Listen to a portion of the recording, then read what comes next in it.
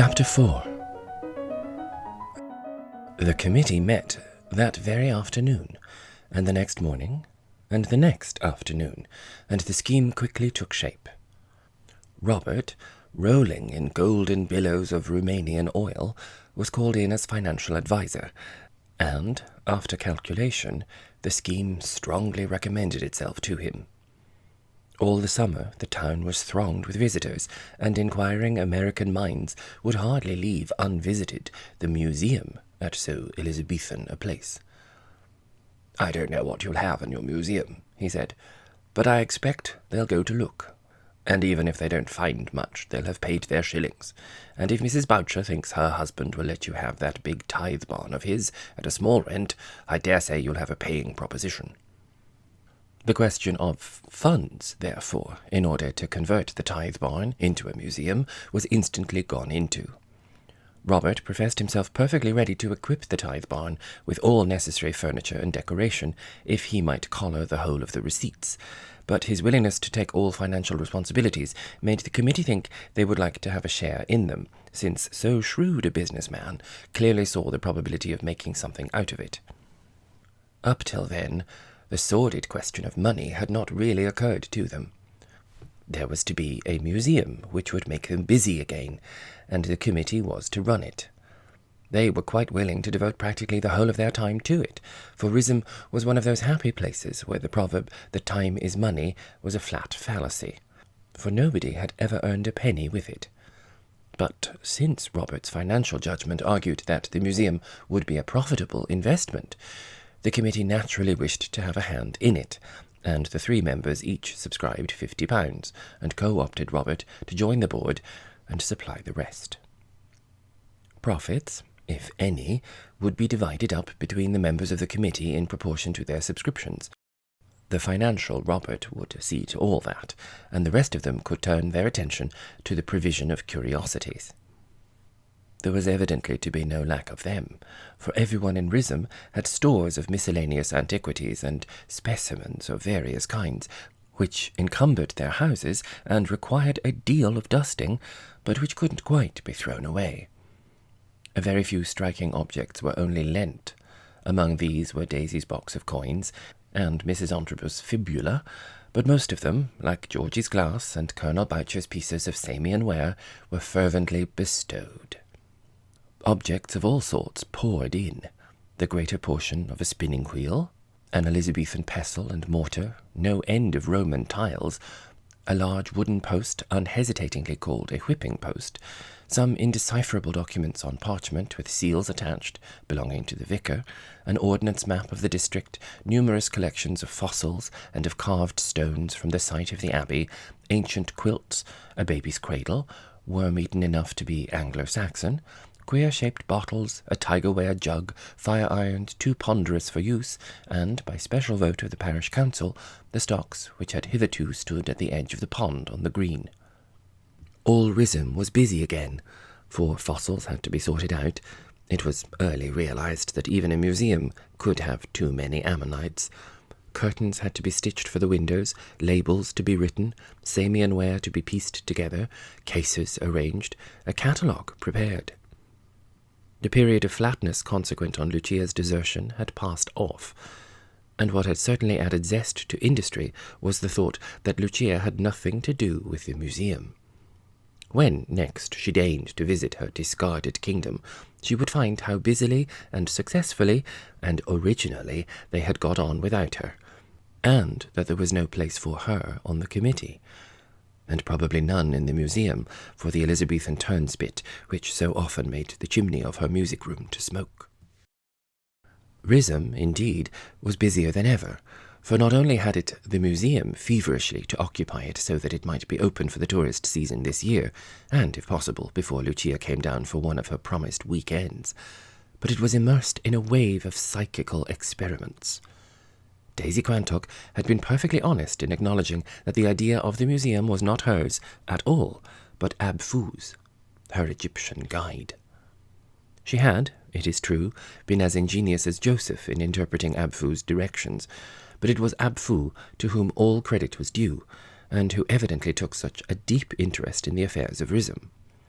She even offered to present the museum with the sheet of foolscap on which the words Rhythm Museum, not mouse, were written.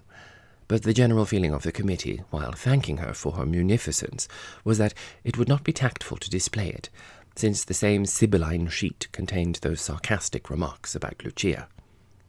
It was proved also that Abfu had meant the museum to be started, for subsequently he several times said, "Much pleased with your plans for the museum. Abfu approves." So everybody else wanted to get in touch with Abfu too, and no less than 4 planchettes, or Ouija boards, were immediately ordered by various members of Rhythm Society. At present, Abfu did not manifest himself to any of them, except in what was possibly Arabic script, for it certainly bore a strong resemblance to his earlier efforts of communication with Daisy, and while she encouraged the scribes to persevere in the hope that he might soon regale them with English, she was not really very anxious that he should. With her, he was getting Englisher and Englisher every day, and had not Simpkinson, after having had the true meaning of the word lazy carefully explained to him, consented to manage her garden again, it certainly would have degenerated into primeval jungle, for she absolutely had not a minute to attend to it. Simpkinson, however, was quite genial. "Oh yes, ma'am, very pleased to come back," he said.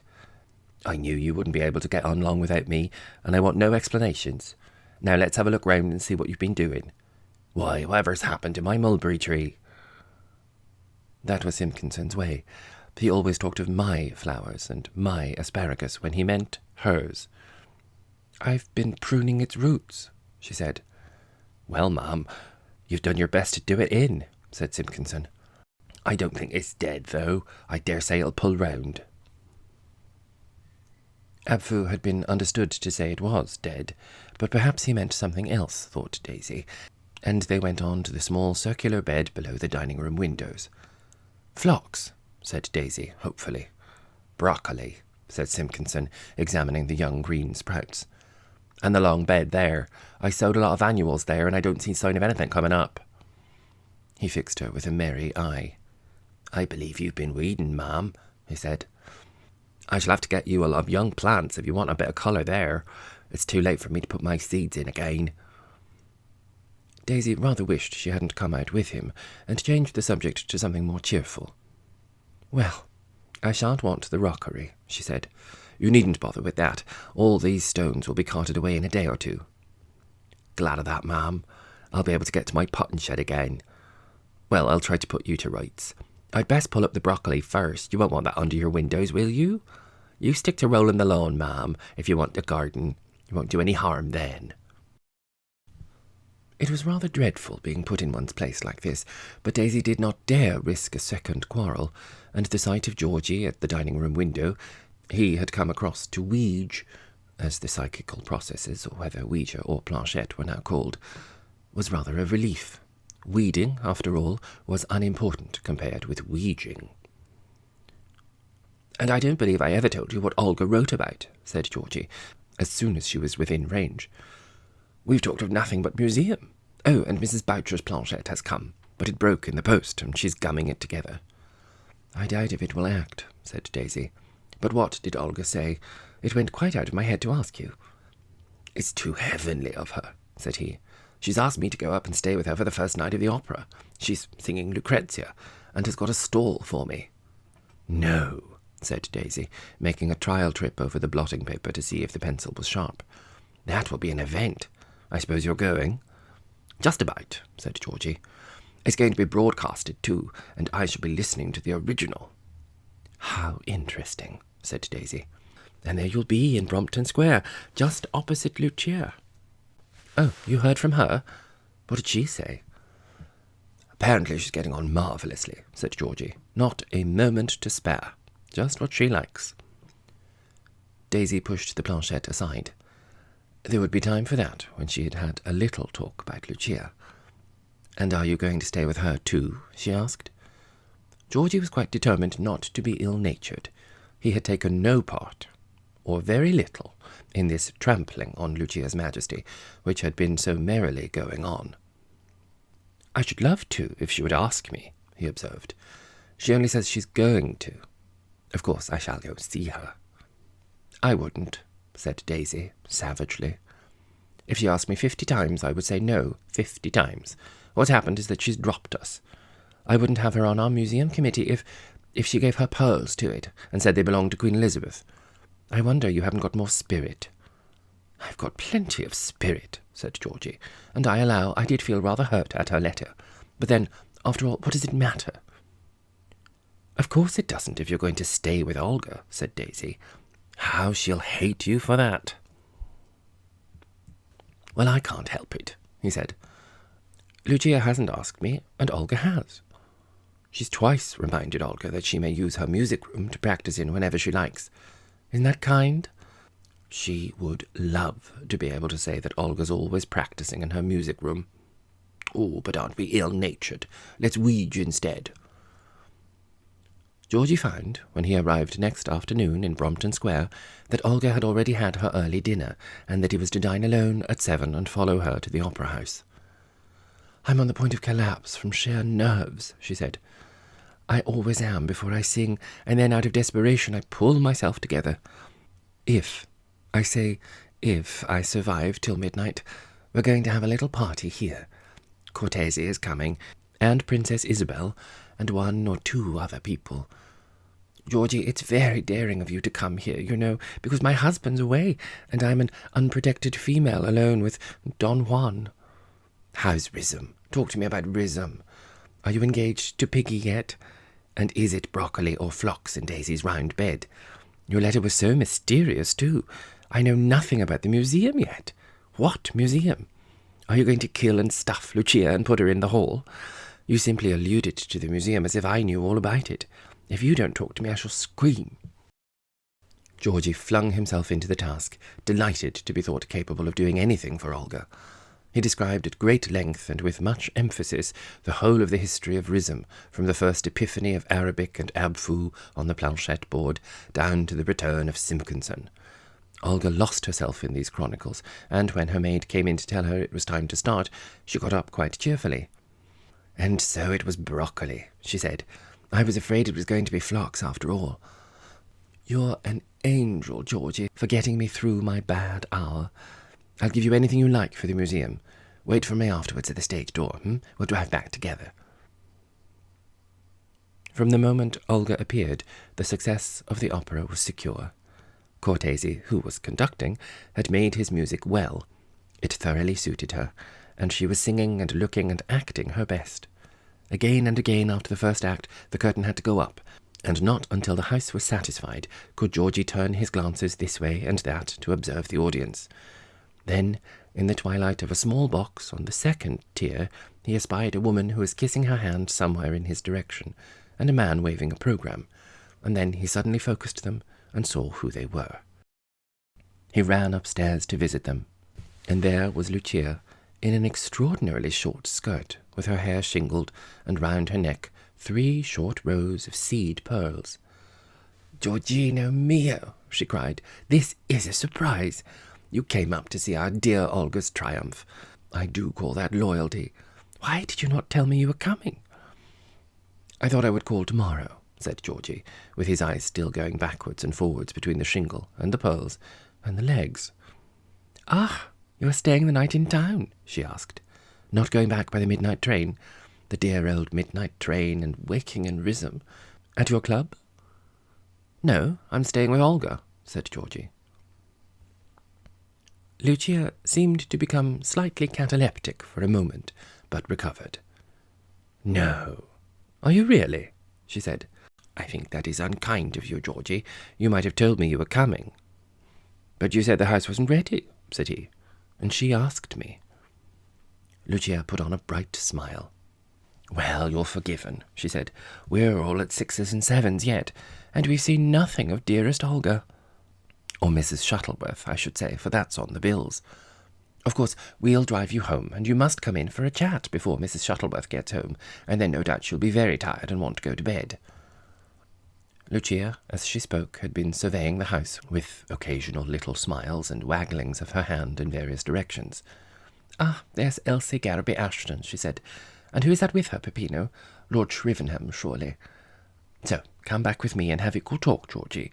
Oh, and there's the Italian ambassadress, dearest Gioconda. Such a sweet. And look at the royal box. What a gathering. That's the royal box, Georgie, away to the left, that large one, in the tier below. Too near the stage for my taste, so little illusion. Lucia suddenly rose and made a profound curtsy. I think she saw us, Peppino, she said. Perhaps you had better bow. No, she's looking somewhere else now. You did not bow quick enough. And what a party in dearest Aggie's box. Who can that be? Oh, yes, it's Toby Limpsfield. We met him at Aggie's, do you remember, on the first night we were up. So join us at the grand entrance, Georgie, and drive back with us. We shall be giving a lift to somebody else, I'll be bound. But if you have your motor, it is so ill-natured not to pick up friends. I always do it. They will be calling us Lifts of London, as Marcia Whitby said. I'm afraid I can't do that, said Georgie. I'm waiting for Olga, and she's having a little party, I believe. No, is she really? Asked Lucia, with all the old wisdom and vivacity. Who is coming? Cortese, I believe, said Georgie, thinking it might be too much for Lucia if he mentioned a princess, and one or two of the singers. Lucia's mouth watered, and she swallowed rapidly. That was the kind of party she longed to be asked to, for it would be so wonderful and glorious to be able casually to allude to Olga's tiny, tiny little party after the first night of the opera.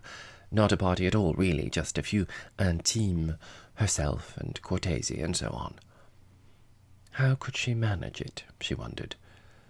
Could she pretend not to know that there was a party and just drop in for a moment in neighbourly fashion with enthusiastic congratulations? Or should she pretend her motor had not come and hang about the stage door with Georgie? Peppino could go home in the motor and get a lift. Or should she hint very violently to Georgie how she would like to come in just for a minute? Or should she, now that she knew there was to be a party, merely assert that she had been to it? Perhaps a hint to Georgie was the best plan. Her momentary indecision was put an end to by the appearance of Cortese threading his way among the orchestra and the lowering of the lights. Georgie, without giving her any further opportunity, hurried back to his stall, feeling that he had had an escape, for Lucia's beading eye had been fixing him, just in the way it always used to do when she wanted something, and, in consequence, meant to get it. He felt he had been quite wrong in ever supposing that Lucia had changed. She was just precisely the same, translated into a larger sphere. She had expanded. Strange though it seemed, she had only been in bud at Rhythm. I wonder what she'll do, thought Georgie as he settled himself into his stall. She wants dreadfully to come. The opera came to an end in a blaze of bouquets and triumph and recalls and curtsies. It was something of an occasion, for it was the first night of the opera, and the first performance of Lucrezia in London, and it was late when Olga came florally out. The party, which was originally meant to be no party at all, but just a little supper with Cortese and one or two of the singers, had marvellously increased during the evening, for friends had sent round messages and congratulations, and Olga had asked them to drop in, and when she and Georgie arrived at Brompton Square, the whole of the curve at the top was packed with motors. Heavens, what a lot of people I seem to have asked, she said, but it will be great fun. There won't be nearly enough chairs, but we'll sit on the floor, and there won't be nearly enough supper, but I know there's a ham, and what can be better than a ham? Oh, Georgie, I am happy. Now, from opposite, across the narrow space of the square, Lucia had seen the arrival of all these cars. In order to see them better, she had gone on to the balcony of her drawing-room and noted their occupants with her opera glasses. There was Lord Limpsfield, and the Italian ambassadress, and Mr. Garraby Ashton, and Cortese, and some woman to whom Mr. Garraby Ashton bowed, and Mrs. Garraby Ashton curtsied. Up they streamed. And there was the Duchess of Whitby, Marcia, for Lucia had heard her called that, coming up the steps and curtsying too, but as yet Olga and Georgie quite certainly had not come. It seemed strange that so many brilliant guests should arrive before their hostess, but Lucia saw at once that this was the most chic informality that it was possible to conceive. No doubt Mr. Shuttleworth was there to receive them, But how wonderful it all was!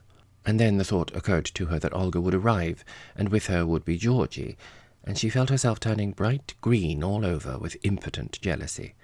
Georgie, in that crowd! It was impossible that Georgie should be there and not she, but that was certainly what would happen unless she thought of something. Georgie would go back to Rhythm and describe this gathering, and he would say that Lucia was not there. He supposed she had not been asked. Lucia thought of something. She hurried downstairs and let herself out. Motors were still arriving, but perhaps she was not too late. She took up her stand in the central shadow of a gas lamp, close to Olga's door, and waited. Up the square came yet another car, and she could see it was full of flowers. Olga stepped out. Olga stepped out, and she darted forward. "Oh, Mrs. Shuttleworth," she said. "Splendid, glorious, marvellous! If only Beethoven was alive. I could not think of going to bed without just popping across to thank you for a revelation. Georgie, dear, just to shake your hand. That is all. I won't detain you. I see you have a party, you wonderful queen of song."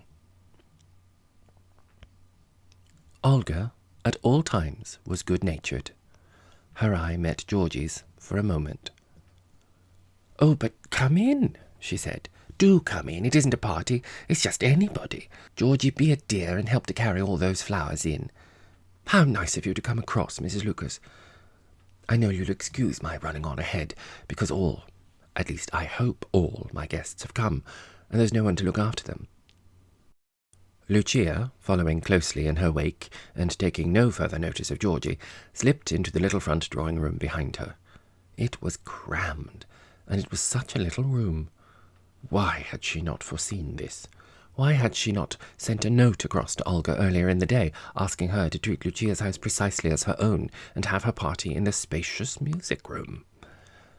It would have been only neighbourly. But the bitterness of such regrets soon vanished in the extraordinary sweetness of the present, and she was soon in conversation with Mrs. Garraby Ashton, and distributing little smiles and nods to all the folk with whom she had the slightest acquaintance. By the fireplace was standing the royal lady, and that, for the moment, was the only chagrin, for Lucia had not the vaguest idea who she was. Then Georgie came in, looking like a flower stall. And then came a slight second chagrin, for Olga led him up to the royal lady and introduced him. But that would be all right, for she could easily get Georgie to tell her who she was, without exactly asking him. And then poor Georgie made a very awkward sort of bow, and dropped a large quantity of flowers, and said, "Tiresome." Lucia glided away from Mrs. Garraby Ashton, and stood near the Duchess of Whitby.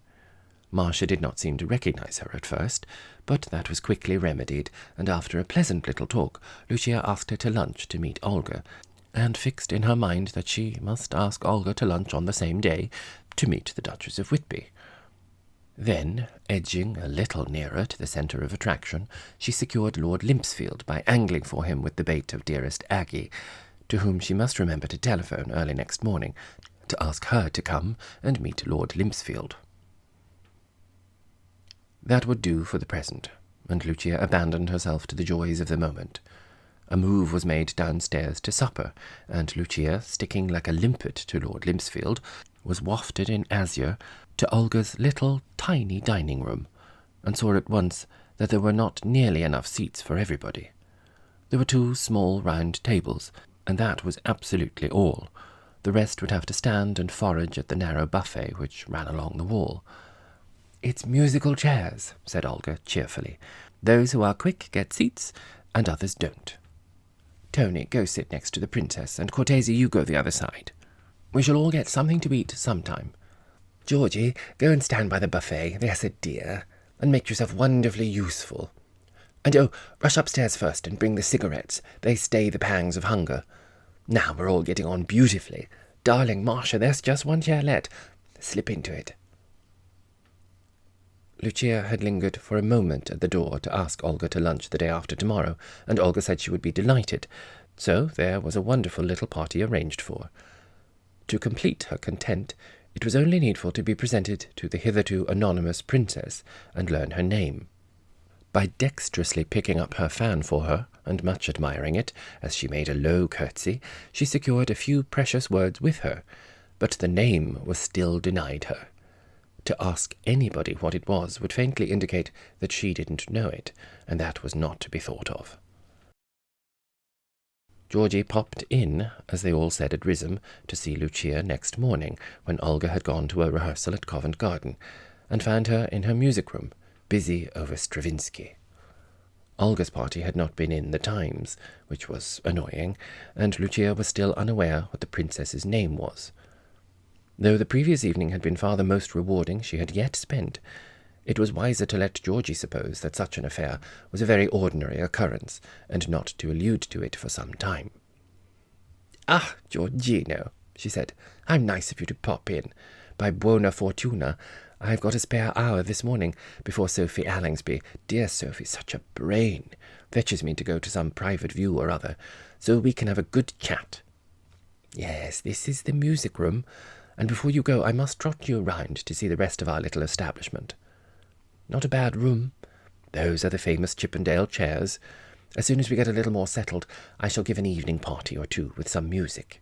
You must come." "Should love to," said Georgie. "Such a whirl it has been, and it gets worse every day," went on Lucia.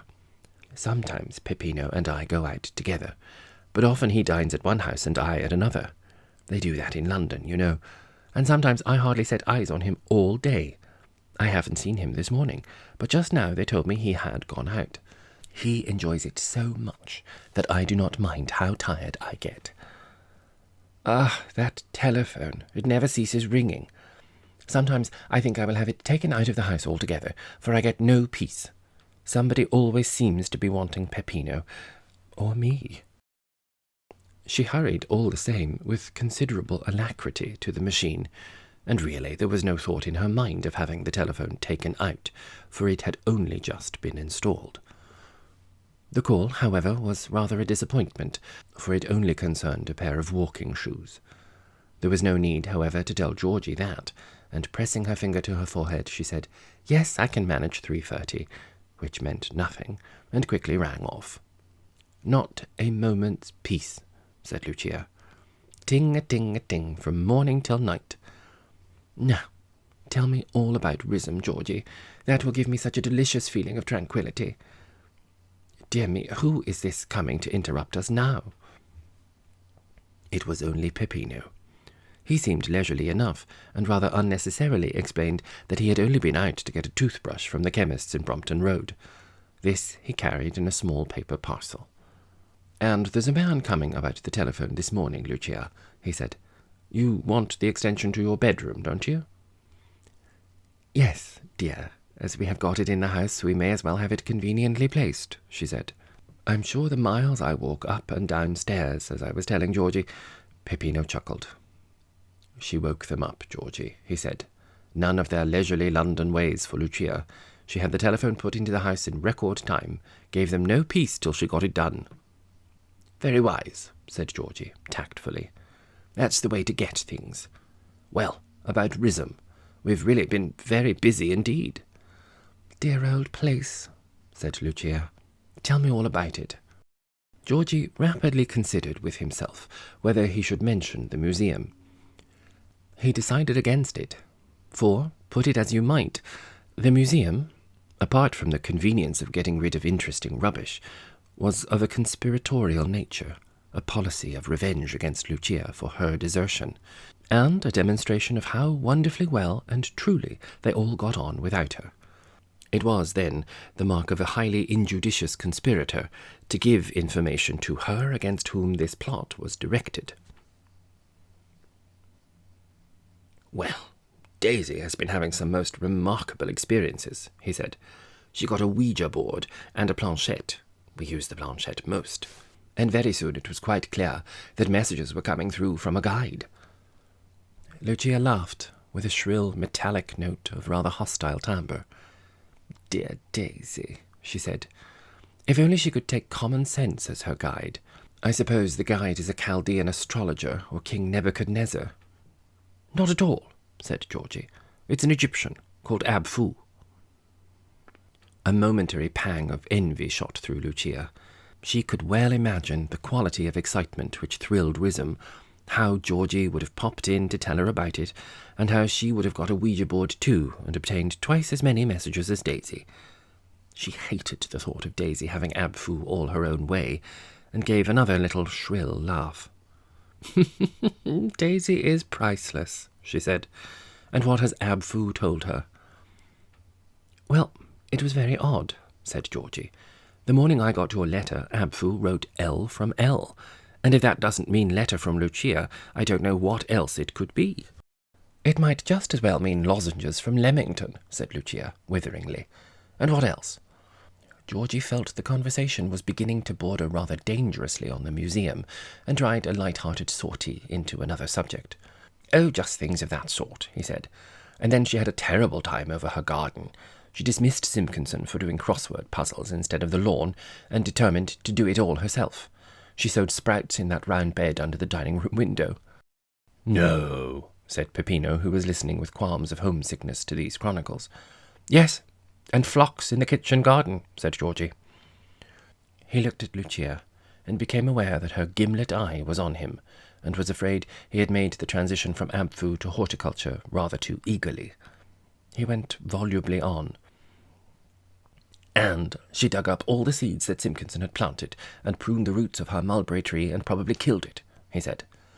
Then, in that warm weather last week, no, the week before, I got out my painting things again, and am doing a sketch of my house from the green. Foljam is very well, and... He could think of nothing else except the museum. Lucia waited till he had quite run down. And what more did Ab-Fu say? She asked. His message of L to L would not have made you busy for very long. Georgie had to reconsider the wisdom of silence.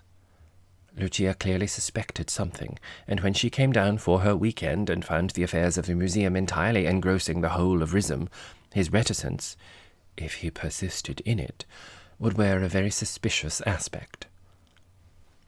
Oh, yes, the museum, he said, with feigned lightness. Ab-Fu told us to start a museum, and it's getting on splendidly. That tithe barn of Colonel Boucher's, and Daisy's given all the things she was going to make into a rockery, and I'm giving my Roman glass and 2 sketches, and Colonel Boucher his Samian ware, and an ordnance map, and there are lots of fossils, and some coins. And a committee? Asked Lucia. Yes, Daisy and Mrs. Boucher and I, and we co-opted Robert, he said, with affected carelessness. Again, some nameless pang shot through Lucia. Absent or present, she ought to have been the chairman of the committee, and told them exactly what to do, and how to do it. But she felt no doubt that she could remedy all that when she came down to Rhythm for a weekend. In the meantime, it was sufficient to have pulled his secret out of Georgie, like a cork with a loud pop, and an effusion of contents. Most interesting, she said. I must think what I can give you for your museum. Well, that's a nice little gossip. Georgie could not bring himself to tell her that the stocks had already been moved from the village green to the tithe barn, for he seemed to remember that Lucia and Peppino had presented them to the parish council. Now the parish council had presented them to the museum, but that was a reason the more why the parish council, and not he, should face the donors. A nice little gossip, said Lucia. And what a pleasant party last night. I just popped over to congratulate dear Olga on the favourable, indeed the very favourable reception of Lucrezia, for I thought she would be hurt. Artists are so sensitive, if I did not add my little tribute. And then you saw how she refused to let me go, but insisted that I should come in. And I find it all most pleasant. One met many friends, and I was very glad to be able to look in. This expressed very properly what Lucia meant to convey. She did not in the least want to put Olga in her place, but to put herself, in Georgie's eyes, in her own place. She had just, out of kindness, stepped across to congratulate Olga, and then had been dragged in. Unfortunately, Georgie did not believe a single word of it. He had already made up his mind that Lucia had laid an ambush for Olga, so swiftly and punctually had she come out of the shadow of the gas lamp on her arrival. He answered her, therefore, precisely in the spirit in which she had spoken. Lucia would know very well. "It was so good of you," he said enthusiastically. "I'm sure Olga appreciated your coming immensely. How forgetful of her not to have asked you at first. And as for Lucrezia just having a favourable reception, I thought it was the most brilliant success it is possible to imagine." Lucia felt that her attitude hadn't quite produced the impression she had intended. Though she did not want Georgie and Rhizam to think she joined in the uncritical adulation of Olga, she certainly did not want Georgie to tell Olga that she didn't. And she still wanted to hear the princess's name. "No doubt, dear Georgie," she said, "it was a great success. And she was in wonderful voice, and looked most charming. As you know, I am terribly critical, but I can certainly say that. Yes, and her party delicious. So many pleasant people.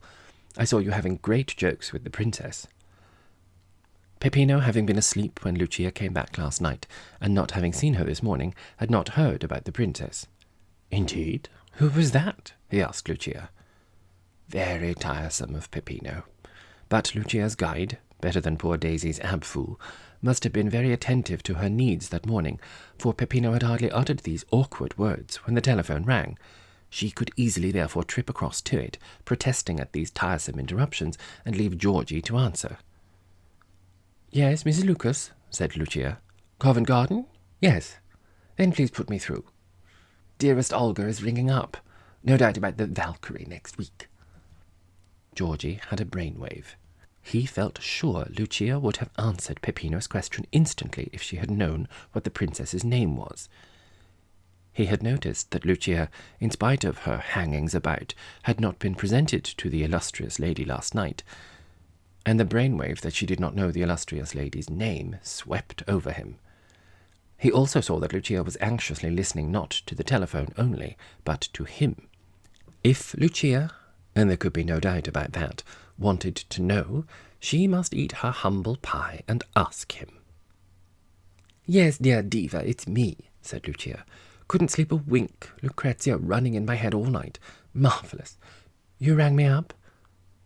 Her face fell. "Oh, I am disappointed you can't come," she said. "You are naughty. I shall have to give you a little engagement book to put things down in." Lucia's guide befriended her again, and her face brightened. It grew almost to an unearthly brightness as she listened to Olga's apologies and a further proposal.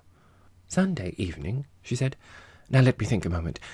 Yes, I am free Sunday. So glad you said Sunday, because all other nights are full. Delightful. And how nice to see Princess Isabel again. Goodbye." She snapped the receiver back in triumph. "What was it you asked me, Peppino?" she said. "Oh, yes, it was Princess Isabel. Dear Olga insists on my dining with her on Sunday to meet her again. Such a nice woman." "I thought we were going down to Rhizam for the Sunday," said Peppino. Lucia made a little despairing gesture. "My poor head," she said. "It is I who ought to have an engagement book chained to me. What am I to do? I hardly like to disappoint poor Olga. But you go down, Peppino, just the same. I know you are longing to get a breath of country air. Georgie will give you dinner one night, I'm sure, and the other he will dine with you. Won't you, Georgie? So dear of you. Now, who shall I get to fill my Olga's place at lunch tomorrow? Mrs. Garraby Ashton, I think. Dear me, it is close on 12, and Sophie will scold me if I keep her waiting. How the morning flashes by. I had hardly begun my practice when Georgie came, and I've hardly had a word with him before it is time to go out. What will happen to my morning's post, I'm sure I don't know. But I insist on your getting your breath of country air on Sunday, Peppino. I shall have plenty to do here with all my arrears." There was one note Lucia found she had to write before she went out, and she sent Peppino to show Georgie the house while she scribbled it, and, addressing it to Mr. Stephen Merriall at the office of the Evening Gazette, sent it off by hand. This was hardly done when Mrs. Allingsby arrived, and they went off together to the private view of the post-cubists and revelled in the works of those remarkable artists. Some were portraits and some landscapes, and it was usually easy to tell which was which, because a careful scrutiny revealed an eye or a stray mouth in some, and a tree or a house in others. Lucia was specially enthusiastic over a picture of Waterloo Bridge, but she had mistaken the number in the catalogue, and it proved to be a portrait of the artist's wife. Luckily, she had not actually read out to Sophie that it was Waterloo Bridge, though she had said something about the river, but this was easily covered up in appreciation. "Too wonderful," she said. "How they get to the very soul of things. What is it that Wordsworth says? The very pulse of the machine. Pulsating, is it not?" Mrs. Allingsby was tall and weird and intense, dressed rather like a bird of paradise that had been out in a high gale, but very well connected. She had long straight hair which fell over her forehead and sometimes got in her eyes, and she wore on her head a scarlet jockey cap with an immense cameo in front of it. She hated all art that was earlier than 1923, and a considerable lot of what was later. In music, on the other hand, she was primitive, and thought Bach decadent. In literature, her taste was for stories without a story, and poems without metre or meaning.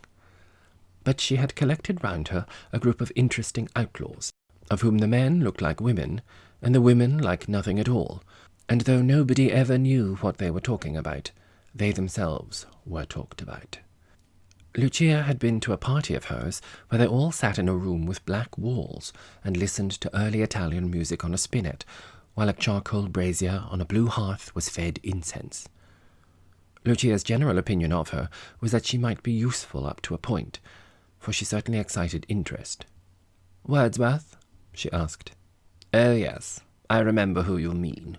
All about the Westmoreland Lakes. Such a killjoy." She put on her large horn spectacles to look at the picture of the artist's wife, and her body began to sway with a lithe circular motion. "Marvellous! What rhythm!" she said. "Sigismund is the most rhythmical of them all. You ought to be painted by him. He would make something wonderful of you. Something andante, adagio almost. He's coming to see me on Sunday. Come and meet him. Breakfast about 12:30. Vegetarian, with cocktails." Lucia accepted this remarkable invitation with avidity. It would be an interesting and progressive meal. In these first weeks she was designedly experimental.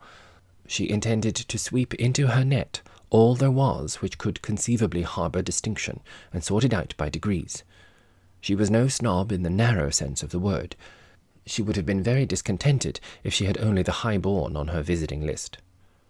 The high-born, of course, were safe. You could not make a mistake in having a duchess to tea, because in her own line a duchess had distinction. But it would not have been enough to have all the duchesses there were. It might even have been a disappointing tea-party if the whole room was packed with them. What she wanted was the foam of the wave, the topmost, the most sunlit of the billows that rode the sea. Anything that had proved itself billow-ish was her game, and anything which showed signs of being a billow, even if it entailed a vegetarian lunch with cocktails and the possible necessity of being painted like the artist's wife, with an eyebrow in one corner of the picture and a substance like desiccated cauliflower in the centre. That had always been her way, whatever those dear funny folk at Rhythm had thought of. A juggler, a professor of yoga, a geologist, a psychoanalyst, had been snapped up by her and exploited till he exploded. But Peppino was not as nimble as she. The incense at Sophie's had made him sneeze, and the primitive tunes on the spinet had made him snore. That had been all the uplift they held for him. Thus, though she did not mind tiring herself to death, because Peppino was having such an interesting time, she didn't mind his going down to Rhythm for the Sunday to rest, while she had a vegetarian lunch with post-cubists and a dinner with the princess. Literally, she could scarcely tell which of the two she looked forward to most. The princess was safe, but the post-cubists might prove more perilously paying. It was impossible to make a corner in princesses, for they were too independent. But already, in case of post-cubism turning out to be the rage, she could visualize her music room and even the famous Chippendale chairs being painted black, and the sergeant picture of Auntie being banished to the attic. She could not make them the rage, for she was not, as yet, the supreme arbiter here that she had been at Rhythm, but should they become the rage, there was no one, surely, more capable than herself of giving the impression that she had discovered them. Lucia spent a strenuous afternoon with correspondence and telephonings, and dropped in to Mrs. Sandeman's for a cup of tea, of which she stood sorely in need. She found there was no need to tell dearest Aggie about the party last night at Olga's, for the Evening Gazette had come in, and there was an account of it, described in Hermione's matchless style. Hermione had found the bijou residence of the prima donna in Brompton Square full of friends, très intimes, who had been invited to celebrate the huge success of Lucrezia and to congratulate Mrs. Shuttleworth. There was the Princess Isabel wearing her wonderful turquoises, chatting with the composer Signor Cortesi. Princess Isabel spoke Italian perfectly, and among other friends Hermione had noticed the Duchess of Whitby, Lord Limpsfield, Mrs. Garraby Ashton, and Mrs. Philip Lucas.